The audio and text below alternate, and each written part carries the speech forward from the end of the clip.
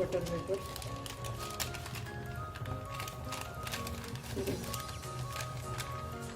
एकदम आरामात निघते.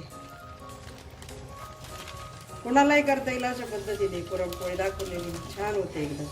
टिप नंबर 12 इथे लक्षात ठेवा की पुरणपोळी अलगद तव्यावर टाकायची, गॅस मध्यम ठेवायचा आहे आणि आपल्याला ज्यावेळेस उलटायची त्यावेळेस हाताने उलटायची, सर्व बाजूने छान भाजून घ्यायची. हाताने का उलटायची? ती पुरणपोळी जास्त डेलिकेट असते, तुटू शकते म्हणून. आता उलटून देऊ आपण. बघा मस्त झालेली आपली पुरणपोळी. काठापर्यंत पुरण गेलं, एकदम पातळ कवर आलं, छान फुगते, टम्म फुगते पोळी आपली.